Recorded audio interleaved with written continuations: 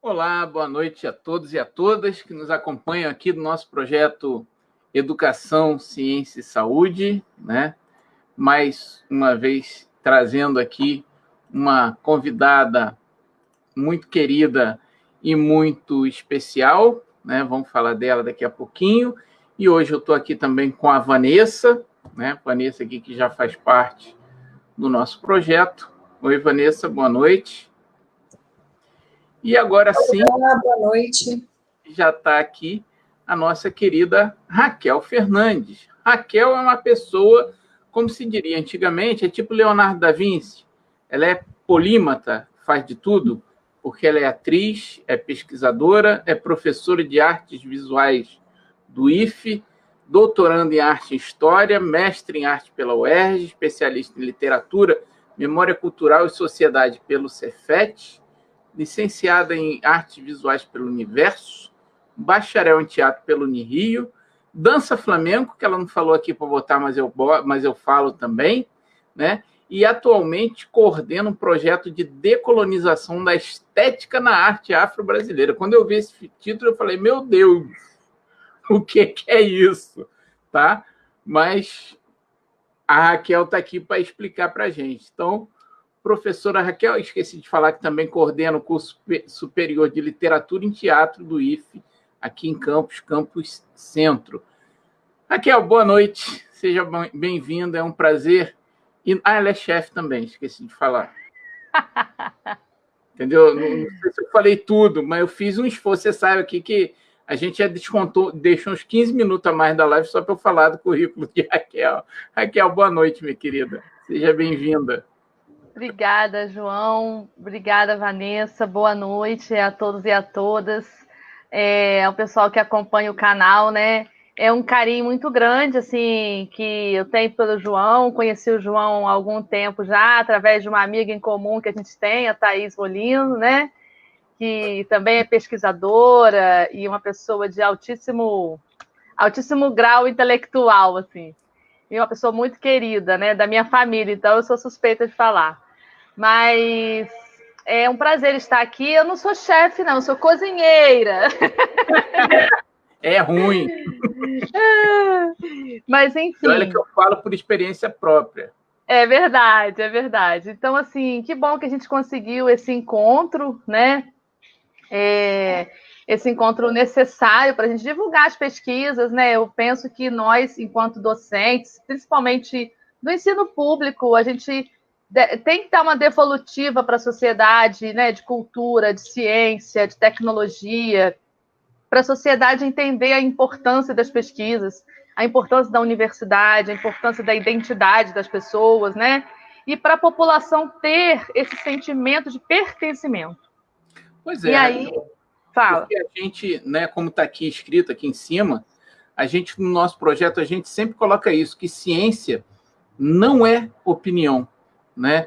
Então, a gente viveu aí, nesses últimos anos, um período muito triste em que a universidade, os institutos, né, superiores também, incluído nesse grupo, né, estiveram sob ataque, que a universidade, muitas vezes, o conhecimento científico foi muitas vezes contestado, e junto com ele, ataques que nós tivemos à cultura, né, ataques à história, ataques ao conhecimento, à arte, de maneira geral.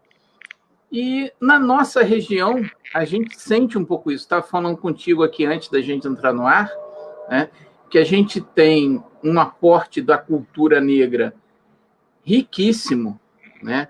Campos foi uma cidade que tem esse lado também infeliz, né, de que foi onde se trouxeram muitas pessoas escravizadas, né? Já falamos aqui com o pessoal de história do sítio arqueológico que a gente tem ali de Manguinhos, né, da praia das pessoas que muitas pessoas escravizadas vinham da África para cá, né? Triste no sentido humano, mas enriquecedor, né? Deveria ser pelo lado cultural. E a gente perde isso, né? Às vezes até por preconceito religioso, né? Os indígenas também que nós tínhamos aqui, os nativos da terra, a gente tem muito pouco disso. E é importante a gente falar dessas questões, né? E por isso que a gente convidou você para vir aqui explicando um pouquinho isso. O que é decolonização, pelo amor de Deus? Então, João, é um conceito muito amplo, né, que abarca vários campos do conhecimento, antropologia, né, na literatura, nas artes plásticas, no teatro, enfim, em todas as áreas do campo do conhecimento. Eu vou ser bem, assim, bem básica no sentido do conceito, porque quem quiser buscar na sua especificidade também. Muitas vezes a pessoa acha que a gente está falando decolonização porque está falando descolonização errado, né? Mas não, são duas palavras que elas até se complementam no sentido, de certa forma. Mas o processo de descolonizar é deixar de ser colônia, né?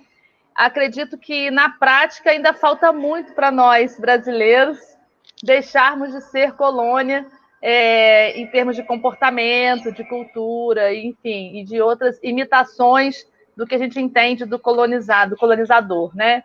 Então, que é uma questão de identidade. Aí entra a decolonização, né? E aí a decolonização é você entender o seu país, entender a sua cultura, não tirando a parcela do colonizador, mas incluindo, a partir do colonizador, que outras questões entram na minha cultura e que me dão a minha identidade, né? Então, assim, é importante, quando eu vou estudar na arte, que é meu campo específico de trabalho, né? É importante eu entender que não tem como eu entender, por exemplo, a bossa nova no Brasil, pegando um exemplo da música, que música tem uma capilaridade maior na sociedade, né? Como o campo da arte, né? É mais acessível. Então, não tem como eu pensar na bossa nova, por exemplo, sem pensar no jazz americano. Sim, né? Sim.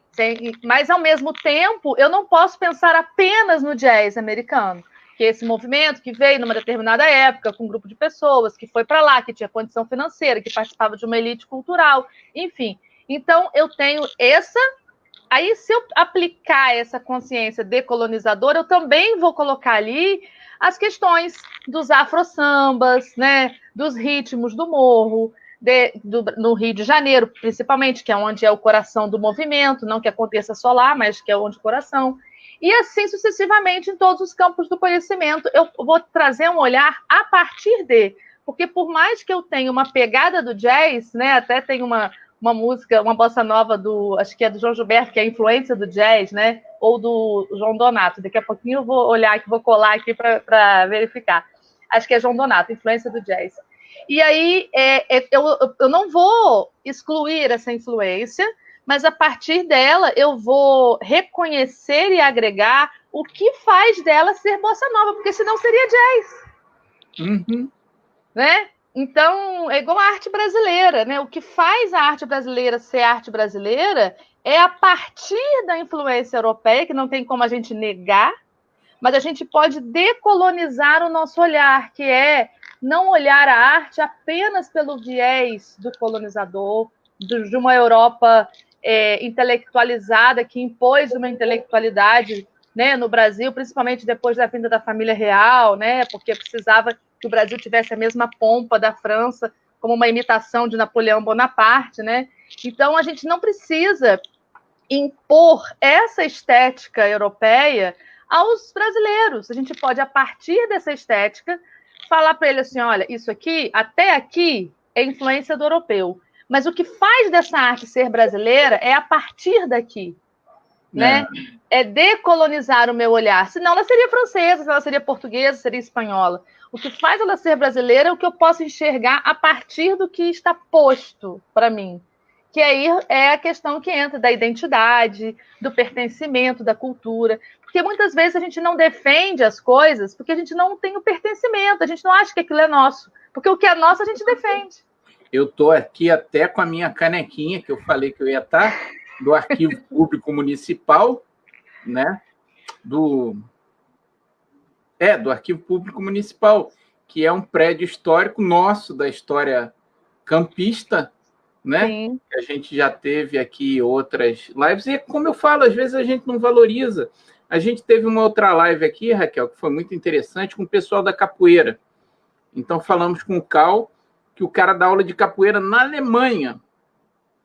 Ele fez, na verdade, o mestrado dele sobre a capoeira, sobre algumas posições da capoeira, né, estudando a biomecânica dessas posições lá na Alemanha, onde a galera valoriza isso enormemente, né? Então, você vê aspectos culturais, o canto, a dança, né? Tudo dessa matriz africana que a gente traz.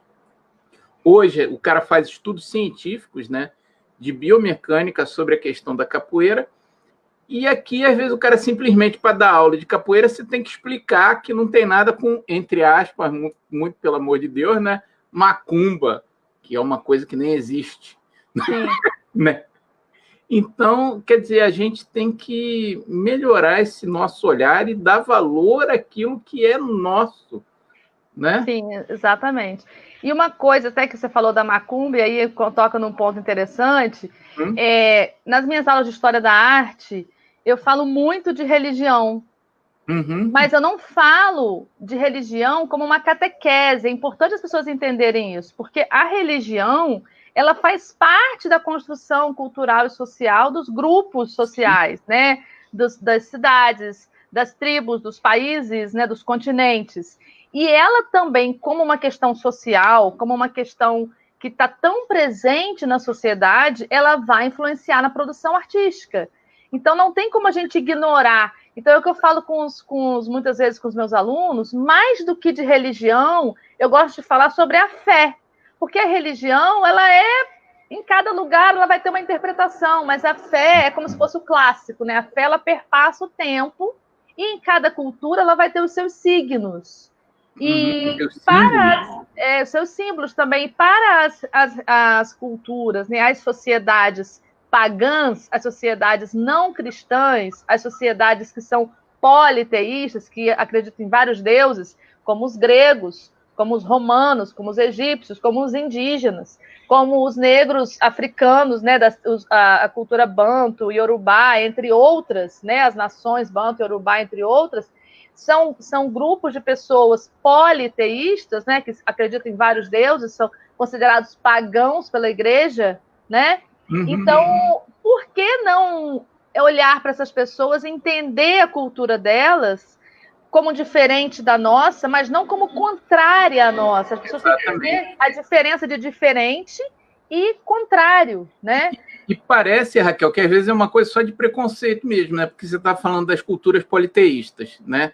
A cultura nórdica, por exemplo, que você tem lá os deuses, o deus do trovão, né?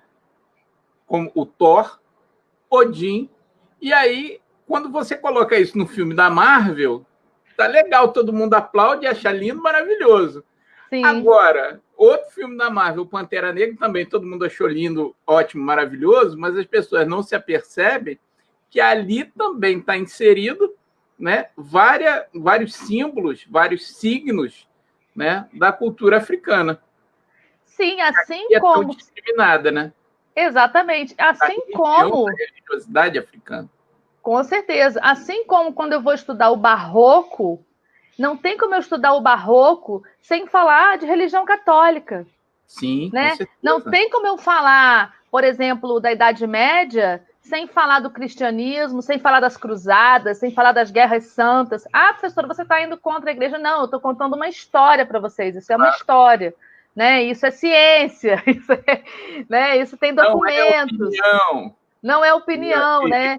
Opinião eu posso dar, não, eu gosto dessa obra, eu não gosto, isso é uma opinião. Agora, essa obra existe por causa disso, é história, né? Então, é importante a gente tentar desvincular. E aí, o que eu trouxe para a gente ver hoje é um pouco da diferença desse olhar, né? Até porque, com o advento do cristianismo e essa expansão do cristianismo na Europa, a partir da Europa para o mundo, né? O que a gente vai ter uma profusão de produção de imagens para contar a vida de Cristo para as pessoas, como forma de fazer com que as pessoas se convertam, né? Que as pessoas entendam a vida de Cristo por imagens. É como se fosse o precursor da história em quadrinho, né? Porque as pessoas não sabiam ler a língua, né? Então, para os leigos, eu precisava ensinar com vitrais, com painéis nas igrejas, com os desenhos. Então, foi essa imagem que a gente tem de um Jesus branco, lindo, de cabelos compridos, é uma imagem que é uma alegoria, ela é uma imagem inventada, né, para vender uma imagem desse Deus soberano, desse Cristo branco, vamos dizer assim, que é muito mais mouro, né? Aqui é um livro que eu li que eu achei muito interessante, não sei se você conhece, é O Sonho de Inocêncio. É uma ficção, mas uma ficção histórica escrita por um imperador, por um historiador, perdão, e que ele fala de várias questões, inclusive dessa imagem, né, de Cristo europeu que a gente tem, porque Cristo era mediterrâneo, lá do Oriente Médio, né? Naquela época, como você falou, os caras faziam, né, retratos, né, quadros, e o Papa da época, que era o Papa Inocêncio II, se eu não me engano, ele criou, né, toda essa imagem pictográfica que se tem de Cristo, um Cristo louro, com cabelo repartido no meio, com uma barba cor de mel, com olhos claros, né? Você sabe qual foi, segundo o historiador lá, eu imagino que seja uma informação correta, mas qual o modelo que ele usou para a imagem pictográfica de Cristo? Foram usados modelos diferentes para representações diferentes, né? Por exemplo, na cruz é um modelo, ele plácido benzendo é um outro modelo, né? Mas esse que você vai falar de qual imagem, assim? Aí eu quero saber. Inocêncio II, né? Uhum. O papado dele, que inclusive foi o que criou a versão da Bíblia, né? Agora eu não lembro o nome, se é a Septuaginta, mas enfim, que foi a primeira compilação, né, dos escritos das epístolas que tinha para se fazer a Bíblia que conhecemos. E segundo o livro, ele usou a imagem dele. Ele serviu como modelo para aquela imagem de Cristo, Papa Inocêncio. Coisa básica, né? Então você pensa, não, Cristo é assim, não. Isso foi uma visão artística. O cara fez vários quadros de Cristo, utilizando como modelo a figura do próprio Papa, né, Inocêncio II, e espalhou isso pela Europa. E essa imagem, né, se popularizou dessa forma. É O Sonho de Inocêncio, o nome do livro. Muito então, esse Inocêncio II devia ser muito bonito, né? Sei lá. Ou então ele falou para o cara usar um PowerPoint lá da época. Mas é isso, então assim, é muito como a imagem de Tiradentes, por exemplo, né? Inventou-se uma imagem de Tiradentes para a gente associar a Cristo, né? A um martírio, ao cara que é o mártir, o cara que morre por todos nós, pela luta, né? Então, enfim. E aí essas imagens, esse trabalho que a gente vem fazendo nesse projeto de decolonização do olhar, porque tentar identificar essas influências, né, esses trânsitos estéticos que a gente vai acumulando nas imagens e a gente, de forma subliminar, vai absorvendo isso e cai no senso comum. Até um exemplo local, né, quando a Rafaela Machado esteve aqui, ela falou, por exemplo, da imagem de Benta Pereira, né, que a gente tem em Campos, aquela imagem histórica da Benta Pereira, com cabelo ao vento, com um rifle na mão, montada num cavalo. Só tem que nessa época ela tinha 80 e tantos anos. Então criou-se uma imagem de Benta Pereira que teve seu papel lógico, né? Mas essa imagem foi uma imagem criada. Uma propaganda. Né? Que era comum. Né? Sim, até, claro. Né? E eu só queria aproveitar, eu sou que você tem aí umas imagens para mostrar para a gente, mas eu queria lembrar para as pessoas que quem quiser fazer perguntas, quem quiser fazer comentários, eu acho que muitas surgirão, por favor, façam aqui nos comentários do Facebook, que depois a Vanessa vai passar essas perguntas para a gente fazer para a Raquel e tirar as dúvidas do pessoal. Então, não deixem de postar suas perguntas, suas dúvidas, que depois a gente pergunta para a Raquel. Então, eu vou compartilhar a minha tela. Beleza. Tá? Para a gente poder parar de brincar e falar sério. A gente só brinca, a gente não fala sério, não. É loucura. Para a gente passar essa ideia de que sim, é um negócio legal. Sim, claro. Bom, então eu vou começar. Tá todo mundo vendo aí? Tá ok? Sim, tá. Perfeito. Eu vou começar com uma imagem bem icônica do barroco italiano, né, bem raiz, né, o barroco raiz, que é o barroco da Itália, que é de Caravaggio, né? Michelangelo Caravaggio, não é o Michelangelo, mas ele é xará. O Caravaggio ele foi um grande mestre do barroco italiano, né? O barroco foi um período de ascensão, né? Um período em que a igreja ela quis retomar o poder um pouco perdido com o Renascimento, né? Porque o Renascimento fica marcado como a era moderna, o início da era moderna, onde o homem está no centro de tudo, o pensamento, a razão, a ciência, os avanços tecnológicos da época, né, no século XV, né, século XV, XVI, é onde tem no Renascimento aí os Tartaruga Ninja, né, que a gente chama, né, que é o Leonardo, Michelangelo, Rafael e Donatello, em destaque, mas temos muitos outros excelentes, né, artistas, arquitetos, pensadores e filósofos. E aí, obviamente, quando a população começa a descobrir várias coisas, a pensar com a própria cabeça, a entender essa relação do sagrado e do homem, né, do mundano, e se descolar um pouco dessa igreja que ficou na Idade Média, a igreja se incomoda com isso, né? Porque ela acha que ela está perdendo poder, porque ela tinha o poder de tudo antes, na Idade Média. E aí ela faz um movimento, né? Ela faz um grande congresso, um concílio, e faz um movimento de contra-reforma, de retomada desse poder. E para isso, ela vai usar a arte descaradamente, como sempre usou. Né? Como todos os poderes sempre se utilizaram da arte, porque a arte ela tem um poder, não é nem de conscientização, é de sensibilização, que ela vai muito além, né? Vai além do consciente. E aí a igreja ela começa a patrocinar grandes artistas, encomendar quadros, encomendar painéis de madeira, encomendar telas, encomendar afrescos ainda mais suntuosos para poder as pessoas se encantarem com a história de Deus, de Cristo, para poder as pessoas irem, quererem se encantar com aquilo ali e se emocionarem, né? Porque o barroco ele vem com uma perspectiva da emoção contrapondo com a razão do Renascimento, que o Renascimento puxou muito o homem para a razão, para o sentido da inteligência, da capacidade humana. E aí o Barroco ele vem como a emoção. E tem técnica para isso, né? Então, e a técnica principal do Barroco para suscitar essa emoção é luz e sombra. Né? Então, a técnica na pintura que vai ser aplicada para dar essa ideia de emoção é luz e sombra.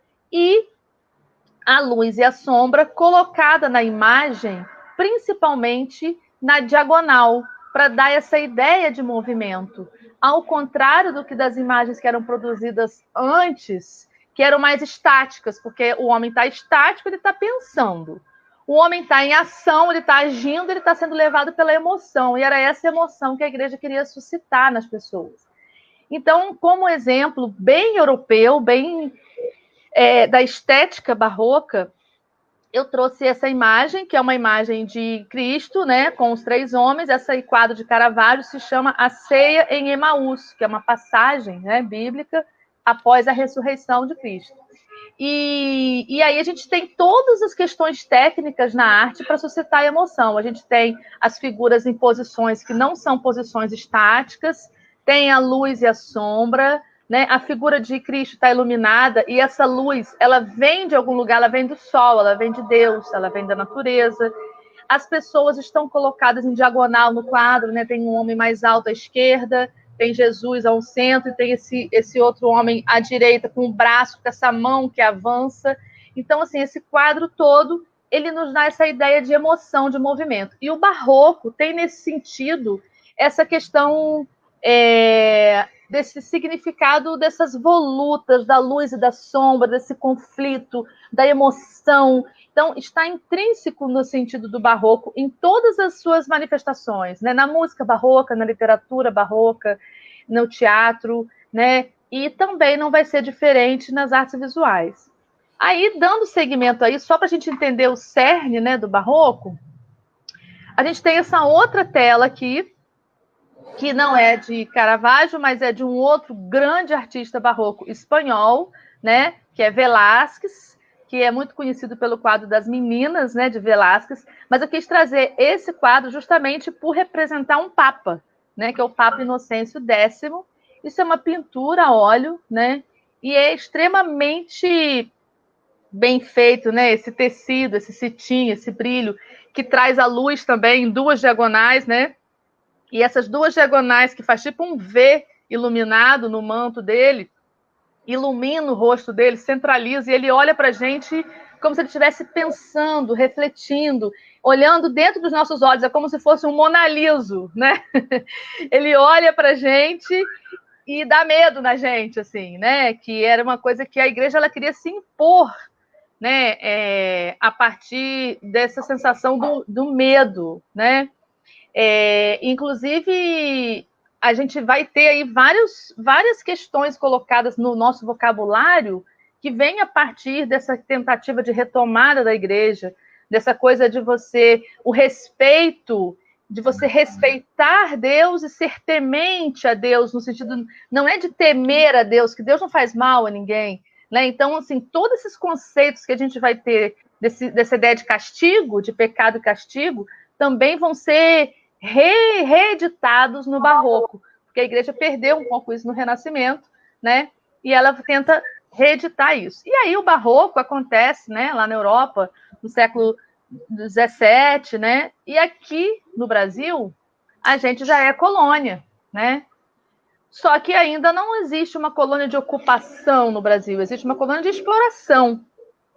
Só depois, né, mais tarde um pouco, quando a família real vem para o Brasil, né, é que a gente vai ter uma ocupação mais efetiva dos europeus aqui, e essa influência estética vai chegar aqui. Só que a gente vai ter como principais cidades, né, e regiões extrativistas, né, que extraem nossas riquezas, pau-brasil e depois o ciclo do ouro, principalmente, a gente vai ter grandes núcleos econômicos no Brasil, que são a Bahia, né, principalmente ali em Salvador, e Minas Gerais, Ouro Preto, Tiradentes, toda aquela região da Minas Gerais barroca, vamos dizer assim. E a gente vai ter uma profusão, Congonhas, entre outras cidades, uma profusão do barroco no Brasil, como um dos primeiros movimentos europeus no Brasil. Eu falo europeu porque antes nós vamos ter aqui uma produção artística, estética, indígena muito forte, né? Então, um dos primeiros movimentos, né, ou o primeiro movimento europeu estético, estilístico, que chega na colônia é o barroco. E aí, nesse período, o barroco vai estar muito forte na Europa, e principalmente em Portugal e Espanha, né, que é na Península Ibérica, que são os europeus que chegam no Brasil e trazem essa estética do barroco no Brasil. Só que no Brasil, principalmente, vai se refletir nas igrejas. Por quê? Porque os colonizadores, eles não querem só dominar os indígenas para a sua força do trabalho, mas eles querem dominar toda a sua vida, a sua cultura, né?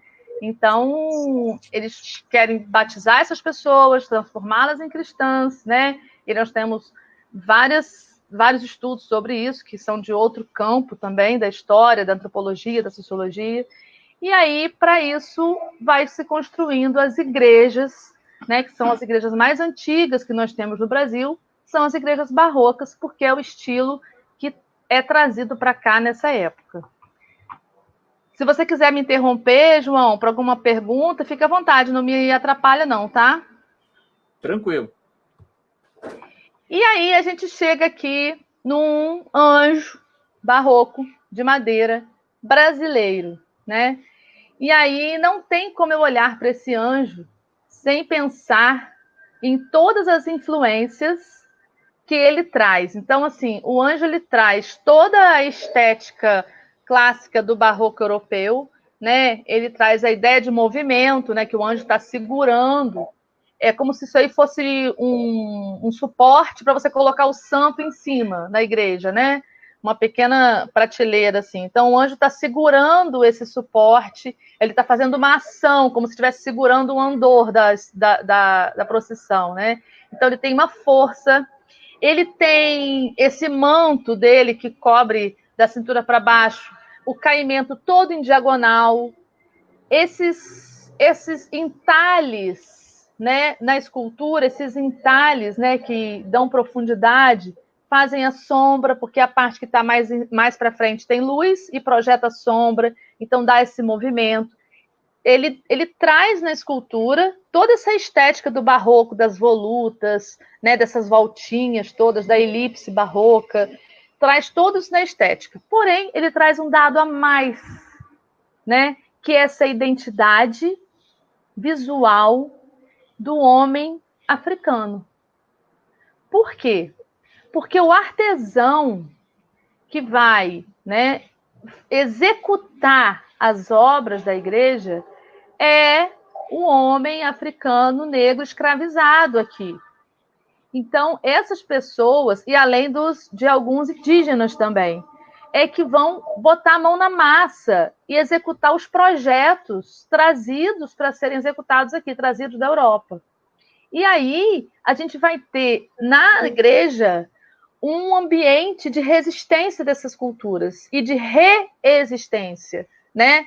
Porque, ao mesmo tempo, eles eram obrigados a abandonar e esquecer as suas referências religiosas, as suas crenças, a sua fé, e eram obrigados a se converter no catolicismo, serem batizados antes mesmo de entrar no navio negreiro e atravessar o Oceano Atlântico.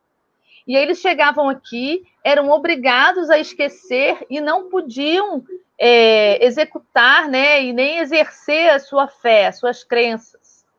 Ao mesmo tempo, eles eram impedidos de entrar na igreja, porque só os homens brancos podiam entrar na igreja, os negros não. Por isso que a gente vai ter em várias cidades de Minas Gerais, onde eu conheço mais, então eu posso dar o exemplo, né? Eu sei que tem em outras cidades do Brasil, mas o campo da minha pesquisa é Minas Gerais. Então, a gente vai ter em várias cidades de Minas Gerais a igreja matriz, que era destinada aos brancos, a igreja de Nossa Senhora dos Pretos, a igreja de Nossa Senhora do Rosário, a igreja de São Benedito, que são igrejas que eram destinadas aos mulatos, aos mestiços, né, aos crioulos e aos africanos escravizados aqui.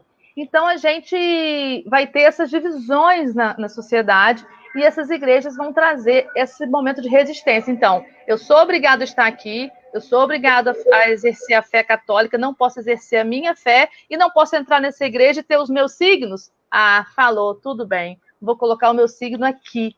Então, também tinha, talvez, até um pouco inconsciente no sentido da luta, mas consciente no sentido da permanência dessa cultura, né? Então, é muito interessante a gente ver que esse anjo tem uma estrutura de musculatura forte, como eles escolhiam, né? Escolhiam escravos, escolhiam negros para serem escravizados, né? Pela sua força, pela sua idade, pela sua dentição.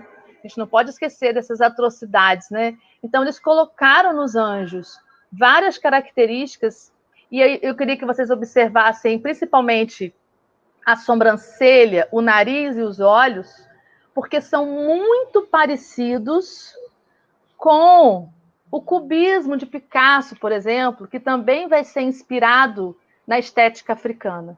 Então, assim, esses signos, eles estão presentes há muitos anos na nossa sociedade. E a gente vai relativizando, a gente vai se habituando e não para pensar nessa identidade, né? Essa identidade da presença do negro naquele lugar. Quando eu entro numa igreja mineira, por exemplo, em Ouro Preto, em Tiradentes, que é Ouro Preto é onde é o objeto assim, específico da minha pesquisa, eu fico muitos minutos em silêncio, podem acreditar, isso é possível. Pensando assim nas pessoas que estiveram ali, nessas caras desses anjos, né, do DNA desses anjos, né? Então, nessa energia empreendida ali como forma de resistir, de permanecer, né, e de se eternizar também. Então, aqui a gente tem um exemplo, numa igreja barroca italiana, a gente jamais vai encontrar um anjo com essas características, né? O anjo barroco europeu, ele é um anjo fofinho, gordinho, de cachinhos dourados, com olhar, com semblante plácido. Ele carrega uma pluma, ele não carrega um prédio, né? Ele não segura um prédio. Então, são muitos simbolismos, né? Ele não carrega uma pedra, ele não carrega algo pesado. Ele é leve. E aqui a gente tem outros 2 exemplos de adornos barrocos. Isso são retábulos, né? São partes de painéis de madeira, feitos pelo mestre Valentim, muito conhecido, né, na arte brasileira, que também a gente vai ver características. Na esquerda é um detalhe de um altar, né?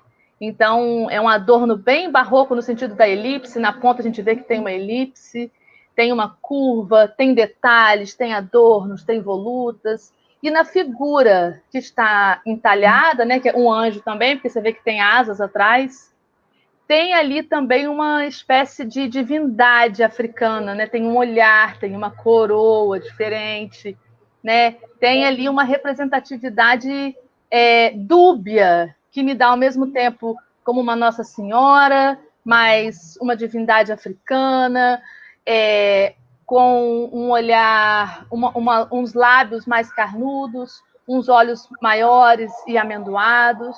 Então, eu também vou identificar nessas imagens, a partir, além do barroco que a Europa me traz, a identidade afro-brasileira. E aí eu vou fazer um salto, né, do barroco e vou chegar aqui no século XIX. Porque o barroco é só para a gente pensar que não é de agora, não é na arte moderna que a gente vai ter isso, né? A gente sempre teve.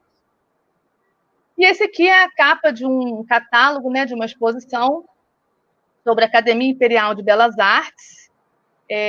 No século XIX, a família real vem para o Brasil, saindo, né, da Península Ibérica e fugindo de Portugal, né, principalmente por conta da figura de Napoleão. E aí, olha como é que esses trânsitos, né, a questão da política, da religião, vai influenciar na produção artística. E logo em seguida, após a família real chegar no Brasil, logo em seguida também, no início do século XIX, vem a missão francesa. E Dom João VI, ele queria dotar o Brasil de era o reino, né? Era o novo reino de Portugal, o Brasil. Então tinha que ter toda a pompa de um reinado. Então, o que era a referência de um reinado vitorioso na Europa? A França, Napoleão. Então, vamos afrancesar um pouco o Rio de Janeiro, né? Que era a sede, né, do governo, né? A sede da coroa. E aí, Dom João, que era um apaixonado pela arte também, por essa pompa e por essa grandeza, espírito de grandeza napoleônico, né?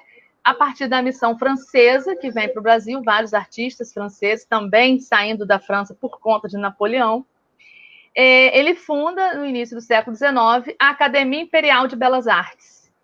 E aí, a Academia Imperial de Belas Artes vai trazer vários professores de fora para ministrar aulas de arte. Só que quem vai fazer, muitas vezes, quem vai fazer essa academia, quem vai frequentar essa academia, não é o filho do senhor europeu.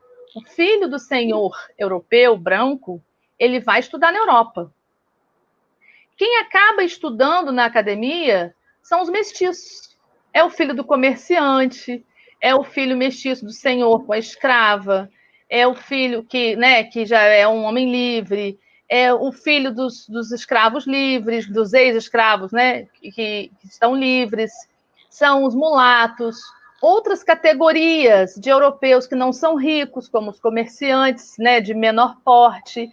Então, são essas pessoas que vão ter acesso à Academia Imperial de Belas Artes. E isso vai trazer para uma configuração da arte brasileira a brasilidade, esse olhar que a gente pode chamar de decolonial, né? A partir dos movimentos que vão chegando aqui da Europa, né?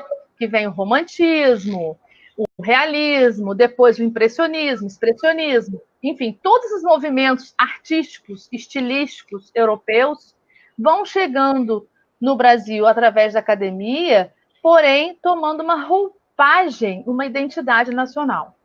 E aí tem duas coisas importantes que a gente vai falar assim, a Semana de Arte Moderna de 22, 100 anos depois, foi um reflexo disso. A questão da identidade, da busca da identidade nacional. Sim, foi, porém, a Semana de 22 foi um reflexo de uma busca de uma identidade nacional com o olhar do artista branco. dessa cultura afro-brasileira, né? A Academia Imperial de Belas Artes, ela traz um olhar de identidade nacional do artista negro, mestiço, mulato. Então, são olhares diferentes, né? São olhares, são perspectivas diferentes a partir de um mesmo objeto, um mesmo foco, né? E aí eu vou passar algumas imagens para a gente ver, para a gente entender rapidamente, assim, para também não ficar e abrir para as perguntas.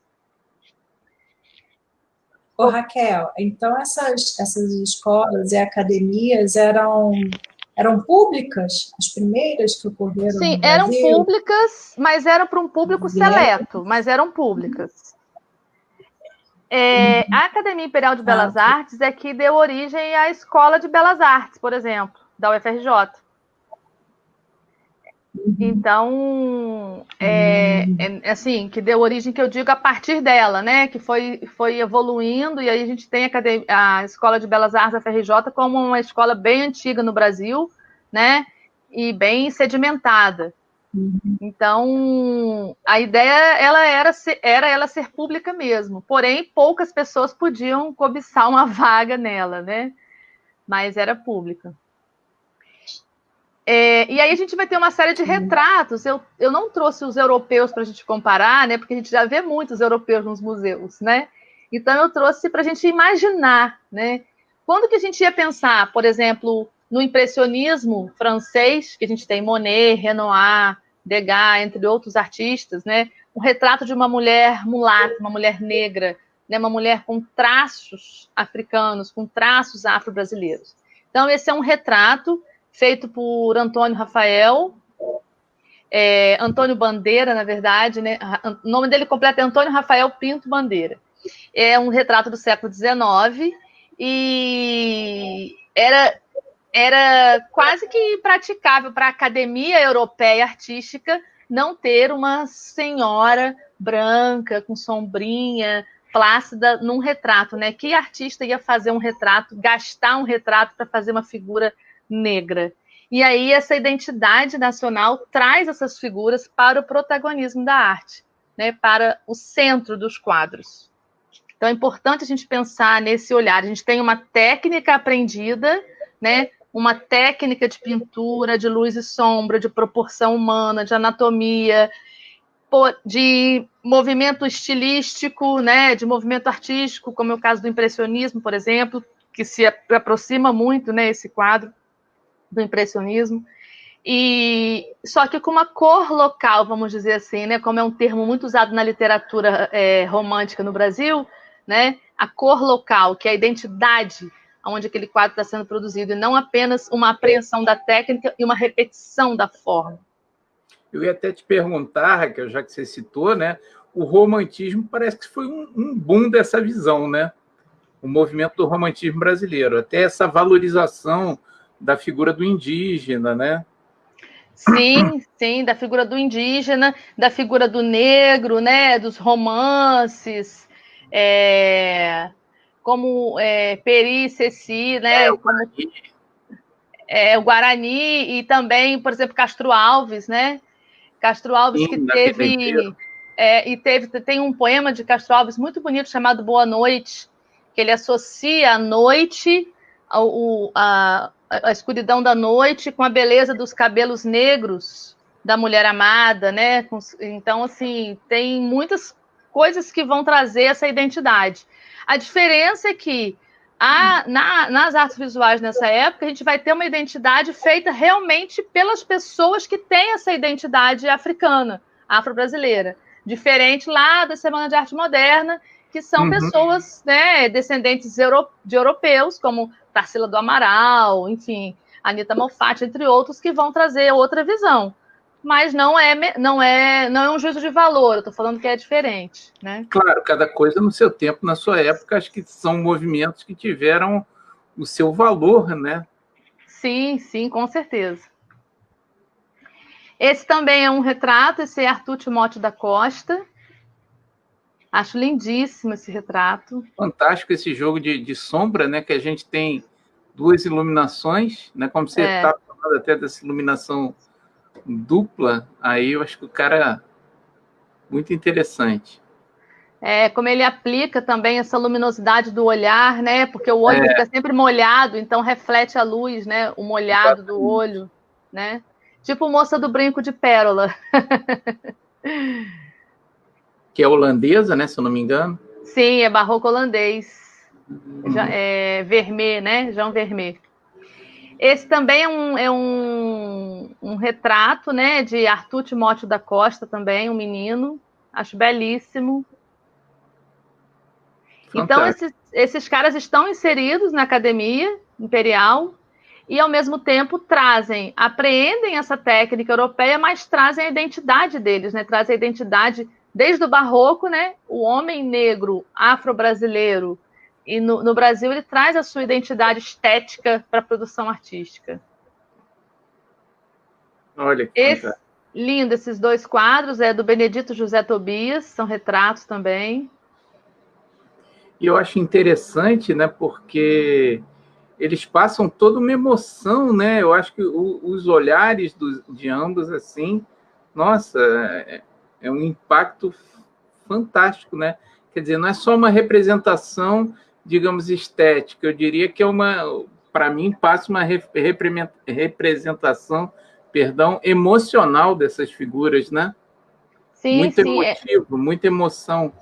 Sim, de uma resistência, uma resiliência, né? Que é uma palavra que está se usando muito agora, né?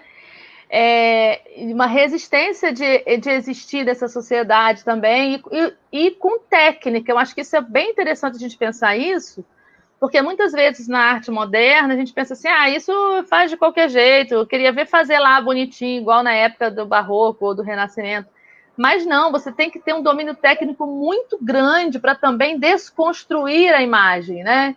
Para você conseguir ver essa expressão no olhar dessas duas figuras, né? Essa expressão da testa, por exemplo, você vê que a testa dele está franzida, só que ele não usa a técnica clássica, ele se utiliza da técnica clássica para nos mostrar um desenho muito mais livre, né? Uma arte muito mais gestual, vamos dizer assim, que aí é um outro nicho que a gente tem que fazer uma outra live para falar disso. Opa, vamos fazer.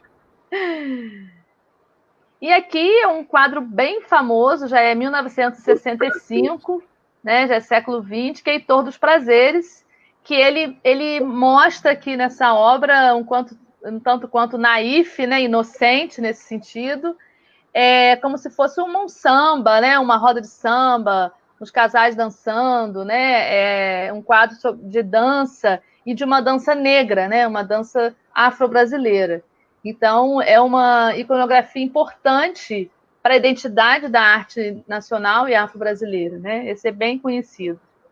E chamou a atenção, Raquel, não sei mas eu batia o olho assim no instrumento, me lembrou um instrumento religioso, né? Eu não sei o nome, desculpa. É tipo um afoxé, né? Que ele está na mão, assim. Tipo, não sei se é esse o nome agora, também me fugiu. Também não sei, mas eu achei interessante isso, quer dizer, impactante a questão não só da dança negra, né? Mas porque a roupa não está, talvez, né? A roupa está bem europeia, né? A roupa está bem europeia, exatamente. Mas os instrumentos musicais, não sei se o segundo é uma cuíca ou algo semelhante, falam muito para mim dessa origem negra, né? Sim, sim. E a próprios passos também, né? A própria postura, o próprio movimento que o vestido sugere, né? De como se estivesse rodando, né? Porque quando a gente roda de vestido, a saia levanta. Então, ele denota isso pra gente, né? Bom, e aí a gente chegou em Picasso. Lembra lá daquele anjo, primeiro que eu mostrei, né? O que acontece com Picasso? Vocês já estamos no século XX, né? A gente tem no século XX um grande movimento que vai mudar a arte, né? Que vai libertar, talvez, começar esse processo de libertar a arte da forma realista do mundo, né? Da forma figurativa, mas ainda é figurativo, óbvio, que é o cubismo, né? E aí existem várias histórias sobre o cubismo. O Picasso não foi o inventor do cubismo, porém, ele estabeleceu o cubismo, né? O cubismo ficou projetado como cubismo a partir de Picasso. E em muitos textos traz uma influência africana muito grande na concepção do cubismo, porque Picasso visita uma exposição no Museu do Homem em Paris, no início do século XX, se não me engano, em 1902 ou 1904, agora me fugiu. Tem uma grande exposição sobre a evolução da humanidade, sobre as culturas africanas, os povos africanos, esculturas em madeira africana, e Picasso fica muito impactado com isso, né? Raquel, quando eu vi essa imagem, veio à minha mente justamente a semelhança, né? Como acho que você já citou aí, de olho, nariz, sobrancelha, com máscaras africanas. Né? Sim, exatamente. E aí, o Picasso ele começa a experimentar esse processo, começado lá atrás por Cézanne, que é de geometrização das formas da natureza, e ele insere traços mais rígidos, influenciados por essa estética das máscaras africanas, da escultura africana, dos rostos e dos traços africanos, como a gente pôde ver lá naquele primeiro anjo que a gente viu, né? Esse é um autorretrato de Picasso. Picasso, ele tem assim, muitos autorretratos, inclusive autorretrato é uma como é que se diz? É uma válvula de escape do artista para ele se colocar na sociedade naquele momento, como ele está se sentindo e não como ele é, né? Então, um autorretrato, tanto que a gente vai ver vários autorretratos diferentes de Van Gogh, por exemplo, que ele pintava, e aí quando ele estava atormentado, quando ele estava bem, quando ele estava mais plácido, quando ele estava mais nervoso. Então, o autorretrato, ele traz essa essência do dentro para fora, né? Não necessariamente é uma preocupação do artista com a sua estética, mas com o seu sentimento. E aí, é um autorretrato de quando Picasso talvez estivesse descobrindo essa forma, né? E reinventando essa forma de pintar. E aqui, João, trazendo o que você falou, são estudos que ele faz, e por isso que eu chamei a atenção para aquela sobrancelha e o nariz e os olhos daquele anjo, lá da igreja barroca, muito antes desse desenho de Picasso, que é de 1906. E é um estudo de Picasso para rosto de mulheres que vai resultar num quadro mais icônico do cubismo europeu, né? Francês, embora Picasso seja espanhol, ele viveu na França a maioria da sua vida por conta da ditadura de Franco na Espanha, né? As ditaduras pelo mundo sempre expulsando os artistas dos seus lugares. Até hoje, né? Até hoje, né? E aí, esses estudos vão dar origem para esse quadro, que é um quadro ícone, né, do cubismo no mundo, que é Les Demoiselles d'Avignon, que são as mulheres de Avignon, né, que é um quadro aí que só ele dá uma tese de doutorado. Então, e é um quadro muito importante, né, para a iconografia da arte, para a história da arte. E aí, por que eu mostrei Picasso? Porque o cubismo vai influenciar os artistas modernistas no Brasil no início do século XX, obviamente. Embora os artistas modernistas estivessem buscando uma identidade nacional, eles tinham como parâmetros movimentos artísticos europeus, principalmente porque eles eram de classes sociais altas, eram pessoas ricas que tinham condição, inclusive, de estudar na Europa. Então, eles trazem da Europa esses princípios estéticos e estilísticos, porém, eles também aplicam aqui no Brasil, buscando uma identidade, uma cor local. Só que dessa vez, visto por pessoas da elite, né? É a cor local vista pelo colonizador, não pelo colonizado, né? E aí a gente vai ter como exemplo, eu vou mostrar três imagens de Portinari, por exemplo, né? Então, Portinari ele vai ser muito influenciado pelo cubismo também, né? Então, ele vai ter... E ele vai trazer aqui nesse quadro tem duas figuras que eu não sei o que são, se são homens, se são mulheres, mas tem um vestido que sugere uma dança, que sugere uma pena, como se fossem indígenas, né? Um cabelo que voa. Então, e são duas índias carajás, né? Esse quadro, o nome dele é Duas Índias Carajás. Então, eles nos sugerem uma imagem, e quando eu leio o título, eu tenho certeza dessa imagem que me sugeriu. Eu sempre, quando eu dou aula para os meus alunos, eu nunca falo logo o nome do quadro, não. Primeiro eu mostro o quadro. E deixo eles fazerem uma primeira camada de leitura das sensações que eles estão vendo. Porque o nome já nos leva para a nossa história, né? O nome já nos leva para a gente ver só aquilo ali que está no título. não deixa a gente viajar mais um pouquinho, que é tão bom. Aqui a gente tem o Chorinho, que é um outro quadro de Portinari, que tem muito também de Picasso aí, tem um fundo que nos remete a Guernica, né, que é um cubismo preto, com cinza, né, tem pontos de luz, só que representando uma música brasileira, né, uma identidade brasileira, afro-brasileira, né? Então é importante a gente pensar nessa identidade. Eu adoro esse cara que está tocando o cavaquinho aqui com essa mão que parece que está mexendo, é tão bonito assim. E como a mão dele parece maior, centraliza o nosso olhar, né, para o meio do quadro, assim, é bem interessante.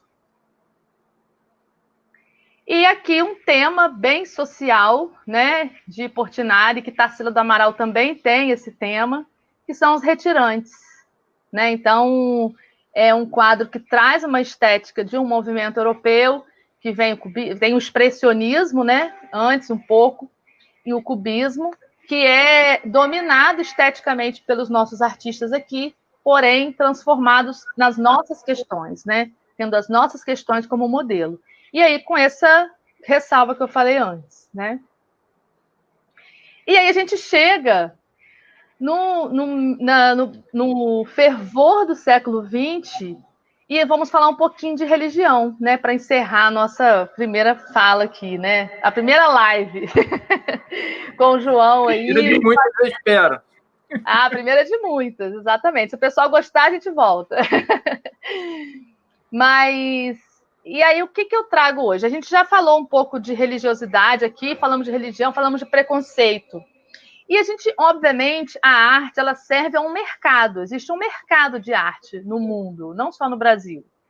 E aí, por conta desse preconceito, né, muitas vezes quem compra arte, quem tem grana, é a elite, que muitas vezes, a maioria das vezes, é uma elite branca, é uma elite eurocêntrica, é uma elite dominadora, colonizadora, e que não vai querer uma arte que representa o negro na sua casa, talvez, ou o índio. Hoje sim, porque virou um signo de intelectualidade, né? Você buscar a cultura popular, né? Acabou virando esse signo simbólico de que a pessoa é aberta à cultura popular, à arte popular.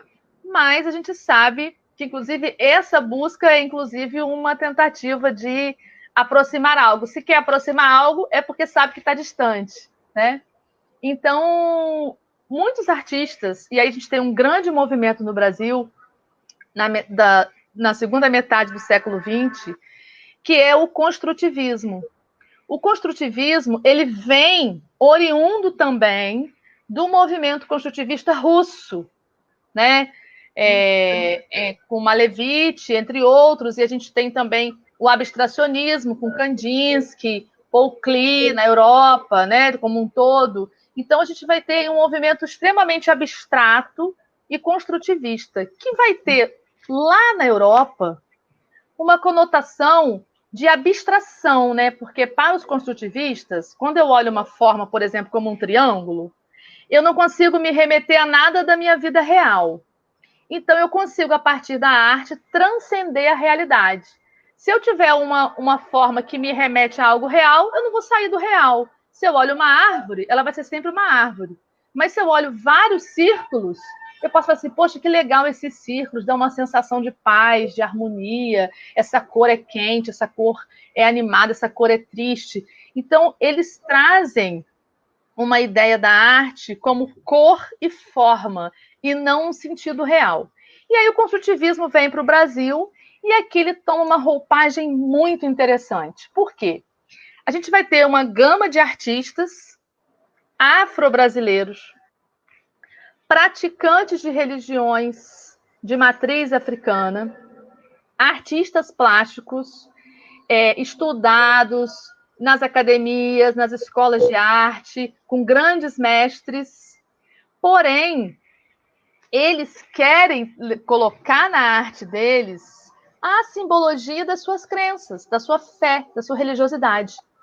Mas como fazer isso de forma a não sofrer perseguições, preconceitos, né? E não ser excluído do mercado de arte? talvez a partir do construtivismo, a partir do abstracionismo, a partir da geometria, e aí a gente vai ter um conceito que vai surgir nesse período, que é um conceito que o Rubem Valentim traz no Manifesto Construtivista Brasileiro. O Rubem Valentim é esse artista dessas obras que a gente está vendo aí na tela, que é a geometria como forma simbólica. Então, a geometria vai vir como a síntese de elementos, de signos da cultura afro-brasileira para esse construtivismo afro-brasileiro no Brasil. Afro-brasileiro no Brasil é ótimo, mas é isso mesmo. E aí, esse é o Rubem Valentim. O Rubem Valentim, ele foi um artista mais, assim, incensado e homenageado na cidade, na construção de Brasília. A gente vai ter em Brasília aí muita obra dele urbana, né? Muita obra dele nos prédios, principalmente na parte central de Brasília, nos prédios públicos, né, do governo federal. E a Brasília vai ser a capital erguida durante o construtivismo, esse movimento construtivista da geometria. E aí, esse construtivismo, aí é um embrólio que eu vou deixar no ar para vocês. Esse construtivismo, que é simbólico, que traz questões da religiosidade africana, que traz várias leituras dos objetos de terreiro, dos objetos litúrgicos, dos signos dos orixás, né? Ele traz toda essa gama de sensações, mas por conta do seu simbolismo abstrato, ele entra no mercado de arte brasileiro, né? Com o mesmo significado, talvez, de uma escultura russa, uma escultura francesa, uma escultura italiana, porém com cores mais vibrantes, estando no Brasil, com signos geométricos, porque é uma obra que me dá várias camadas de leitura. Algumas camadas de leitura para quem é iniciado nas religiões de matriz africana, que são camadas mais profundas, e talvez camadas mais superficiais e apenas sensoriais e estéticas das pessoas que não são iniciadas e são leigas nas questões da religiosidade afro-brasileira, da religiosidade africana. E aí, o construtivismo, ele se coloca como um grande poder de resistência e de resistência desses artistas africanos, afro-brasileiros, de religiões de matriz africana no Brasil. Tanto que a gente vai ter em frente a Catedral da Sé, né, que é um símbolo católico do Brasil, tem uma escultura gigantesca, né, do Rubem Valentim em frente à Catedral da Sé. Então, assim, é bem interessante a gente pensar que a gente tem ali a Sé como a catedral, o símbolo da Igreja Católica no Brasil, e na frente um grande símbolo das religiões de matriz africana no Brasil. Então, assim, isso tem que dialogar, voltar esse diálogo que a gente tinha lá no Barroco. O construtivismo traz isso também.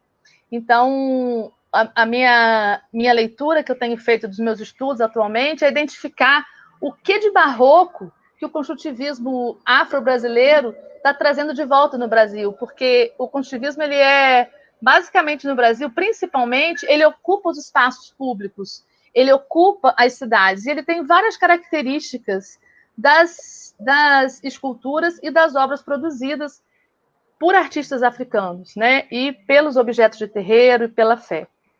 Então, aqui a gente tem outras 3 obras de Rubem Valentim, são duas pinturas a óleo e uma escultura, que é um objeto, né? Não chega a ser uma escultura.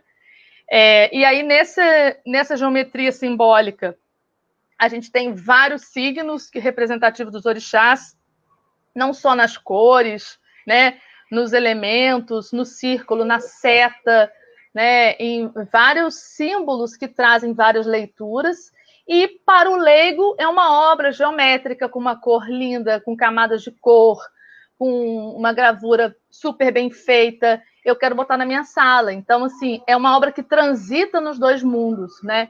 É uma obra que transita no mercado de arte, né? E também transita para pessoas que estudam religiões afro-brasileiras, que estudam arte e cultura, que respeitam a cultura, que gostam, que são iniciados em religiões de matriz africana. Então, é uma escultura que conversa, né, com o melhor dos 2 mundos, vamos dizer assim.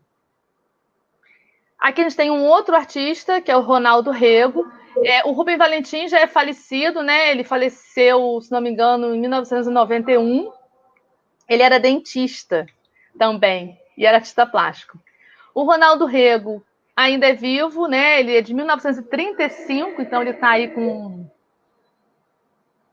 80 anos, né? 80, vai fazer 80 ainda, né? Tá com 85 anos. A última informação que eu tenho dele é que ele estava morando em Petrópolis. E o Ronaldo Rego, no construtivismo, ele traz uma outra estética, que são esculturas e objetos que unem ferro, madeira e principalmente as cores do candomblé, que são o vermelho, o preto e o branco, né? Essas esculturas também são de Ronaldo Rego. E aí, para os artistas de religiões de matriz africana que trazem isso para a sua arte, né? Como um resultado de um processo, como um simbolismo, tudo neles é simbólico, tanto o processo de produção da obra, o processo dos materiais e os signos que nela estão contidos. Então, eu poderia olhar esse objeto apenas como um objeto construtivista, mas eu posso relacionar ele fazer uma relação dele com os objetos litúrgicos, tanto da Igreja Católica, né, que temos muitos símbolos, muitas esculturas na igreja, mas também com os objetos de terreiro. E a gente tem signos como o círculo, como a cruz, coração, setas, triângulos, cada um representando de forma bem sintética algum signo de algum orixá, e também do elemento, né? Porque os materiais também são associados a orixás específicos, né? O ferro, a madeira. Sim, o ferro e a madeira, né? O ferro é associado a Ogum, por exemplo, né? A madeira associada a Xangô, também além da pedra, também a Oxóssi, a Iroko. Então a gente tem aí vários signos associados. E também uma das histórias das mitológicas que dão origem a histórias de religiões de matriz africana é que nessa junção do ferro com a madeira, eu tenho a junção do masculino e do feminino, né? A madeira aí representando o feminino, porque vem da árvore, que é a raiz, que dá os frutos, né?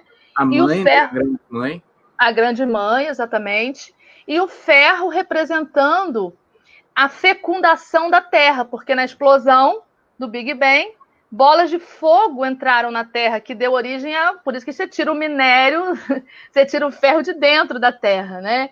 Então, é como se essas bolas de fogo que se transformaram no ferro, na lava quente, fecundaram a Terra. Então, o ferro aí representa o masculino, a força masculina, até porque você precisa do fogo para dominar o ferro e transformá-lo, e a madeira representando aí o feminino, né? Então, essa junção desses materiais também é simbólico para esses artistas. Esses também são objetos de Ronaldo Rego. Signos, né?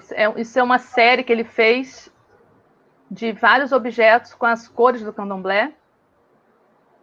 Esse aí é o mestre Didi, que faleceu há pouco tempo, né? O mestre Didi morou na Bahia, né? Ele era baiano e ele fazia objetos com elementos naturais, né? O mestre Didi, ele fazia esses objetos esse é uma serpente, né? Então ele usava materiais naturais, couro, ráfia, cipó, contas, sempre objetos que também eram utilizados nas roupas e nos adornos dos terreiros. Então, ele trazia aí uma organicidade da natureza para alguns símbolos que também eram símbolos que acabavam se encontrando com outros signos, né, das religiões de matriz africana. E é curioso que as religiões de matriz africana estão muito ligadas a sempre esses elementos natureza, né? A água, a conta, a concha, né? Muito interessante essa relação. Exatamente, assim como, João, e é uma relação que eu faço com os meus alunos, porque uma vez eu ministrei uma disciplina para um curso de engenharia ambiental, que justamente sobre cultura afro-brasileira, né? Que realmente, porque essas sociedades, né, politeístas, que elas têm um deus para cada coisa, por exemplo, né? Um semideus, cada cada entidade dessa, cada divindade dessa representa um elemento da natureza. Então, são culturas muito ambientalistas, porque eles não... Oi? Tô mexendo com Vanessa, viu, Vanessa? Exatamente, são culturas muito ambientalistas, porque, assim, eles não fazem aquela... Não é como nós, né? Eu falo nós de uma forma geral, né? Porque eu sou batizada na igreja católica, minha família é católica, que reserva lá o domingo para ir à igreja. Eles praticam a religiosidade e a fé no dia a dia deles. Então, se eles são devotos, que a gente chama de filho de, né? Se eles são devotos de Oxum, e Oxum é o orixá que protege a água doce e os rios, normalmente o filho de Oxum vai ser um militante contra a poluição dos rios e da água doce. Pois então, é interessante essa visão integrativa, né, com a natureza, de respeito e de estar na natureza, que muitas vezes a gente não tem. A gente destrói a natureza à torta e à direita, e para eles essa natureza faz parte do sagrado deles, né? Exatamente, porque proteger o rio é proteger o Oxum para eles. Né? Proteger o mar é proteger Iemanjá. Né? Então, assim, o elemento é a própria materialização da divindade, que é o que a gente também, na nossa religiosidade, se eu pensar no catolicismo, né? Se Deus criou o mundo, eu tenho que protegê-lo se eu sou filho de Deus. Vamos pensar de forma racional, né?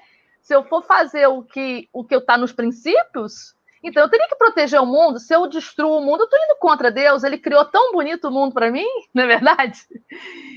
Então, é fazer as relações que... Não as relações que nos convêm, né? Mas as relações éticas com o mundo. Né? Eu acho que a gente tem que restabelecer essa relação ética com o mundo que a gente vive, com a nossa casa, né? Eu queria com o sagrado, né? Que eu acho que essa parte tão importante em todos nós, que hoje em dia a gente perde, a gente se isola da natureza e deixa de reconhecer Deus da natureza, seja qual for o Deus que você acredita, né? E isso eu acho que a gente reconhece muito nas religiões de matriz africana, né? E acredito que também nas religiões de matriz indígena, né? Nativas do Brasil, que você tem muito esse vínculo de respeito à natureza, né? A gente tem visto hoje ataques à natureza, e é como eu falo, eu acho que não sei se essa minha interpretação está exagerada, Raquel, mas eu acho que nessas matrizes, né, na matriz africana, na matriz indígena, esse ataque vai muito além do que a gente vê simplesmente, né, algo muito mais profundo.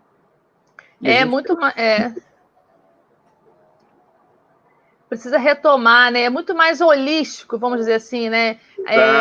Ataca muito mais a estrutura emocional do que qualquer outra estrutura, né? E isso, quando você se desestrutura emocionalmente, você vai desabando, né? Então, é importante isso. E para encerrar, eu vou mostrar para vocês esse conjunto de esculturas, que é um conjunto de colunas, feito pelo Jorge dos Anjos. Jorge dos Anjos é um artista mineiro, que é o artista que eu estudo especificamente. Ele mora em Belo Horizonte atualmente, mas ele é de Ouro Preto. E foi esse conjunto de esculturas que eu vi numa exposição. Esse está no Museu Afro Brasil, essa é uma fotografia do Museu Afro Brasil. Foi esse conjunto de esculturas que me fez me interessar pela decolonização da arte, que me fez me interessar pela arte afro-brasileira, que me fez me interessar pela influência da cultura africana no nosso país, porque eu vi, embora seja brasileira, nascida em Campos, né, com ascendência portuguesa e indígena na minha família, eu não estudei isso na escola. Né? Eu saí da escola sem estudar nada das questões afro e indígenas no meu currículo. O que eu conhecia era o que todo mundo conhecia, feijoada, samba e capoeira. E a cultura vai muito além disso. Inclusive, nossa formação familiar, nossa cultura de um tomar conta do outro e ficar junto na casa, esses encontros familiares, isso nosso, que é da nossa essência coletiva brasileira, não vem do homem europeu, né? Que a gente tem no nosso imaginário. Que bom que vieram de outros povos, né? é ruim pela forma como veio, mas que bom que veio, que chegou aqui e a gente pôde transformar isso em afeto. Então, assim, quando eu me deparei com esse conjunto de colunas, não me pergunte por quê, porque até hoje eu não sei, eu me emocionei demais, como se esses signos, né, e aí é o que eu trago nas minhas pesquisas como pessoa, como professor e como ser humano, o Jorge dos Anjos dominando a pedra, porque é pedra-sabão, e aí quando ele domina a pedra, ele está exaltando Xangô, que é o orixá que tem uma machadinha na mão, e com a machadinha ele domina esse elemento e cuida do elemento.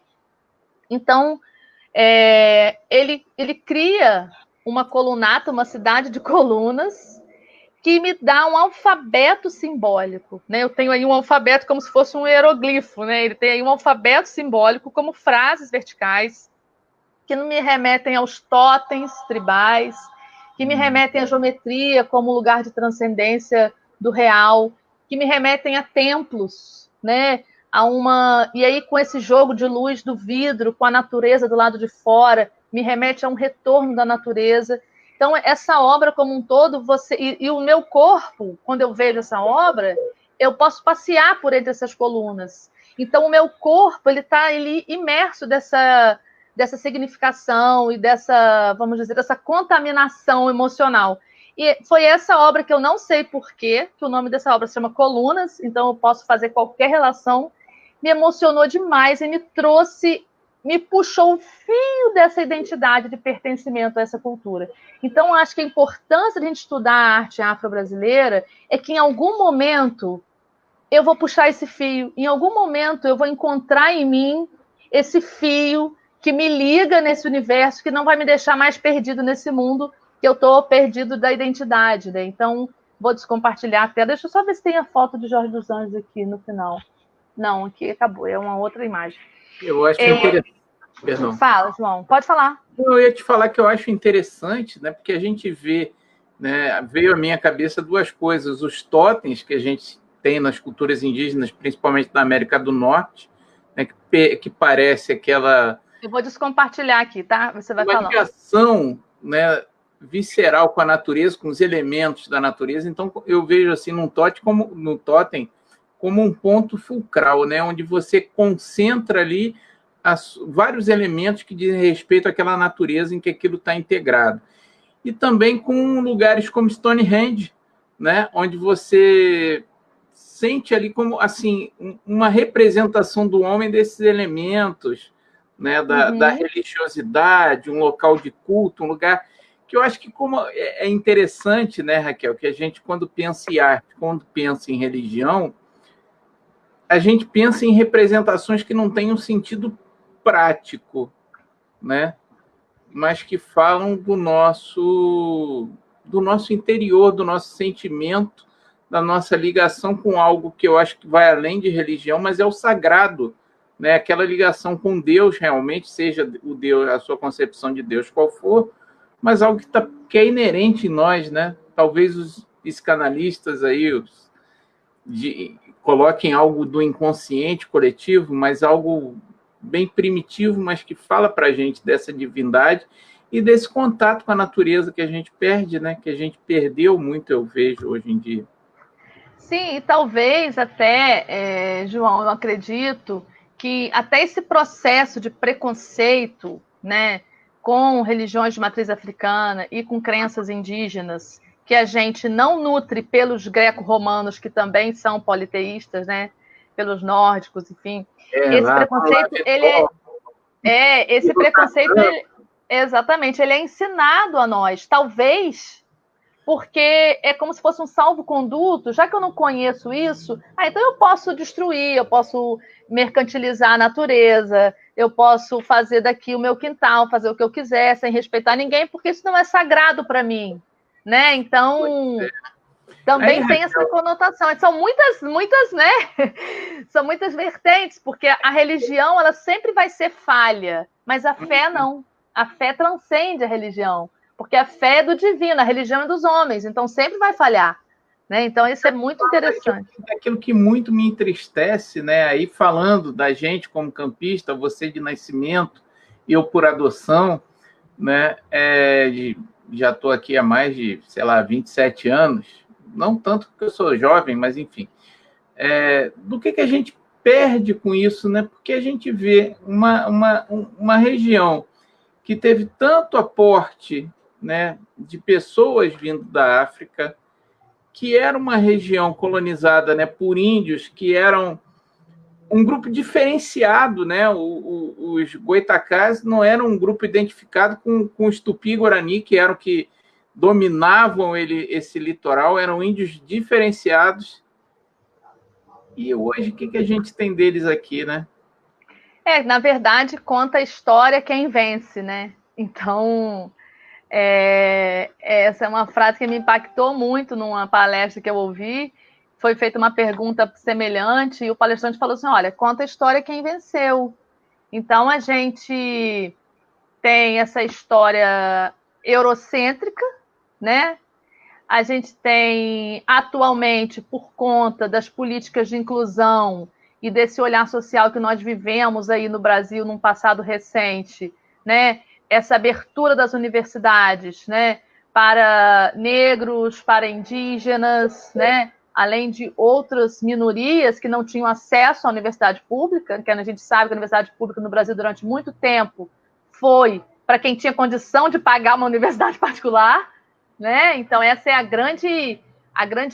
grande recalque da elite, vamos dizer assim, né? De ter que aturar essa gente na universidade. A gente sabe disso, que nós estamos na universidade pública, então a gente sabe que esse discurso é um discurso que é um discurso corrente, né?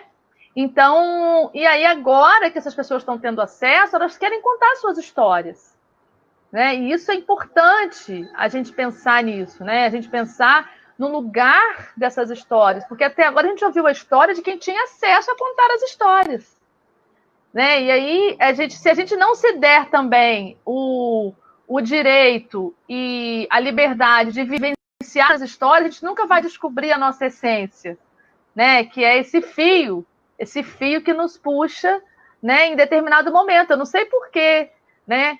Que aquela obra me emocionou tanto, mas é óbvio que na minha sensibilidade eu sei. Eu não sei racionalizar isso, mas nem tudo é para a gente racionalizar. Por isso que a gente precisa da arte. Né? Eu acho que isso está lá no nosso inconsciente coletivo, né? Talvez para alguns mais do que outros. Eu falo também porque minha bisavó, ela era filha de negros com índios, era uma negra, né, de olhinho puxado, né? Tenho uma foto dela que eu já vi, nem sei se essa foto ainda existe, está lá pela família, mas é nossa herança, né? Já tem um pessoal aqui também puxando o saco, dizendo Raquel Fernandes é maravilhosa. Vanessa, quero saber quem é. Maravilhosa. Depois eu quero saber. Bota aí, Vanessa. Tem gente que não vale, não, que é marmelada.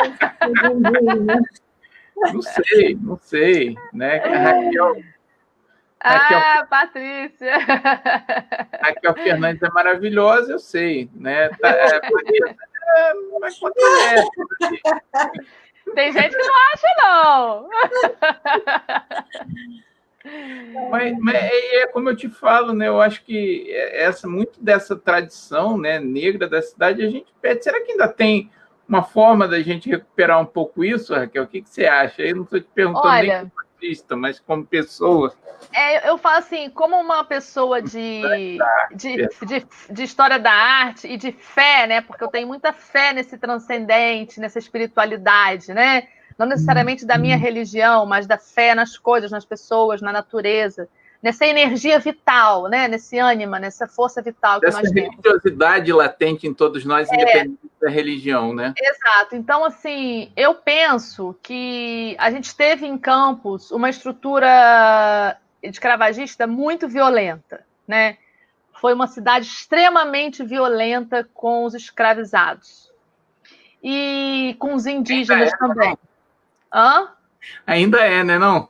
Pois é, e aí a gente tem aí um ranço de uma estrutura escravocrata, né, de uma elite recalcada que foi perdendo esses privilégios, né? Então, é uma cidade eu falo que é uma cidade grande, porque cresceu em volume de pessoas e de tamanho, e de trânsito, e de violência, mas não fez o upgrade para uma cidade grande culturalmente. ainda vive numa cidade bem conservadora, que não é cosmopolita, que é interiorana, no sentido negativo do interiorano, não no sentido positivo, porque tem várias questões positivas em ser interiorano, né? Falta cultura, Raquel. Pois é, da cultura. Campos não guardou a inocência do interior e não ganhou o ar cosmopolita da cidade grande. Então, o Campos vive num limbo, num hiato cultural e social. Essa é a minha visão da minha cidade, só eu posso falar. É igual quando fala mal da mãe, né? Só a gente que pode falar mal da mãe. Então, assim, eu vejo como uma dívida histórica ancestral. Eu entendo isso como o dia que a cidade de Campos, por exemplo, tiver um memorial do negro, tiver uma valorização importante, algo que vai valorizar, sabe, um parque da cidade onde a natureza seja exuberante, sabe, uma cidade que não é cheia de feridas, de cicatrizes de árvores arrancadas, uma cidade que é plana, que tem tudo para ser uma cidade campeã de ciclovia e de questões ambientais. Uma cidade que tem aqui, eu vejo da minha janela, um campo gigantesco, a gente poderia ter um parque da cidade onde a natureza fosse pungente, onde as crianças pudessem brincar e ter contato com a natureza, onde a gente tivesse um museu indígena importante, contando realmente essa história, onde a gente tivesse a valorização dessa pesquisa indígena, da questão do negro, né? O negro nessa cidade, todas essas nossas remanescências, os terreiros, né, os remanescentes de quilombos, de terreiros, de jongo, de capoeira, de toda essa cultura, da culinária. Então, assim, o dia que o campista olhar para remanescente, para as reminiscências africanas e para as reminiscências indígenas como parte de si próprio, eu acho que a cidade alavanca. Porque aí a gente não consegue, é como uma aranha, você tira as pernas dela, ela não vai conseguir andar direito. Então, a gente só tem a perna europeia. Com a perna europeia, a gente não consegue longe. A gente Eu acho que falta um pouco dessa identidade, né? Da gente perceber o que é ser campista, de valorizar o que a gente tem. Já falamos aqui em outras lives desse patrimônio histórico, desse patrimônio cultural, desse patrimônio que está no DNA das pessoas, né? Dessa valorização daquilo que nos faz diferentes, e diferentes no sentido de único, né, Raquel? Sim, exatamente. E assim, e quanto da nossa história, né, a gente pode trazer para o nosso dia a dia, e é uma história do agora, né? Porque a gente às vezes fala história, não, história é quando o campo, lá, capitania, não. Não, o que isso influencia na nossa história? E eu acho que a gente tem essa dívida ancestral com as populações que construíram essa cidade, né? Com as populações que foram exploradas aqui para ter toda essa riqueza, né, da cana-de-açúcar, né? Então, toda essa pujança econômica, então, assim, que Campos sempre teve. E a gente tem esses momentos cíclicos na cidade, que a gente fala assim, mas nada em Campos vai para frente, nada em Campos, não é possível, gente. Vai acontecer isso, não deu certo, vai acontecer. Mas não paga a dívida histórica, dá nisso. Então, eu acho que a gente tem que pagar essa dívida histórica com a cidade, para que a ancestralidade possa olhar para cá e falar assim, então vamos crescer juntos, né? Vamos admitir que somos 3, 4, 5 e não um dominante, né? Mas, enfim, acho que, como diria Beckett, ainda falta muito para atingirmos um nível razoável de cultura. Então... Cultura e educação que falta muito, né? Vamos ver aí, tivemos uma eleição agora, não sei se muda muita coisa, mas senhores prefeitos, né, que vierem a ser, senhores vereadores, olhem pela cultura, ó, vamos tentar valorizar, né, a nossa cidade que a gente está precisando, né? Sim. Estamos chegando aqui a quase meia hora além do nosso tempo, né, que é uma das... Não, mas eu acho que aqui a gente está para trazer realmente, eu acho que esse conhecimento para as pessoas. Mas aí, como a gente já está um pouquinho adiantado no tempo, não sei se Vanessa quer fazer alguma colocação, senão a gente depois coloca para as suas considerações finais. Vanessa, alguma coisa, algum comentário? Já te cutuquei aí a visão ecológica? Só um a respeito. Não, a respeito do que a Raquel falou aqui de Campos, né? Campos dos Goytacazes, Rio de Janeiro, para quem não conhece, tem a Fundação Municipal Zumbi dos Palmares. Eu moro aqui há mais ou menos 15 anos. Quando cheguei à cidade, eu fui conhecer e vocês chamando a atenção aí, né? Estamos em ano de eleição. Pessoal, Vamos apoiar a Fundação Sucateada, tem várias atividades, mas precisa, né, de um investimento. Na parte indígena, igual a Raquel falou, não há nada também, na cidade estruturado, museu, no espaço, conforme você falou, precisa ser valorizada. A cultura base daqui, afro-indígena, é muito forte, poucos registros se tinham da região, a gente estava até conversando em boxe, perguntando a respeito disso, né? Curiosa de informações a respeito, então é uma cidade tão grande que precisa mesmo de mais pessoas com esse positivismo da Raquel, vir trabalhar, investir, seja financeiramente, seja o seu tempo, uma parte tão belíssima que é essa do resgate cultural e artístico do patrimônio local. Obrigada, Raquel, por aceitar o convite aí do João, participar com a gente. É um prazer, já conhecer a Raquel um tempinho. Obrigada, João, por nos proporcionar essa oportunidade. E é isso. Raquel, então eu te peço para fazer suas considerações finais, se você quiser fazer algum comentário, para que a gente possa, então, encerrar, né? Infelizmente é chato, mas a gente tem que ir embora. Não, tem que encerrar, tem que fazer um monte de coisa ainda. Mas vão ter outras. Eu queria agradecer, né, João e Vanessa, pelo convite. Eu sempre pedir desculpa, às vezes, pela demora em responder, mas é que a gente, na vida remota, é uma vida muito louca. Mas, assim, a gente tem em campos muitos pesquisadores, né, que trabalham hoje na UENF, no IFE, na UF, né? Agora, esses setores, né, por exemplo, a Fundação Palmares, que faz um trabalho, né, sempre fez um trabalho interessante, mas é um trabalho de formiguinha, porque acaba que esses setores numa cidade provinciana viram um braço político, né, atendendo a determinadas questões políticas, né? Então, são lugares também que, dependendo do pesquisador que você coloca lá, da pessoa que você coloca lá, do que ela for lutar, pode ir contra um princípio político. Então, isso também é importante a gente fazer essa leitura. Mas nós temos muitas pessoas importantes e interessantes. Eu vi, inclusive, a capa de um jornal aqui de Campos essa semana, por conta do mês de novembro, né, traz várias pessoas, representatividades negras da nossa cidade. Eu fiquei super feliz que todas aquelas pessoas ali fazem parte da minha vida. Que então, legal. Eu fiquei super feliz, né? Tem a Lúcia Talabi, que foi minha professora de teatro, minha primeira professora de teatro. Tem o Adriano Moura, que é escritor, dramaturgo, professor de literatura, meu colega de IFE, entre outras pessoas que estão ali, né? Tem a Simone Pedro, que é uma amiga maravilhosa, artista, cantora, né? pesquisadora, né? Cantora, enfim.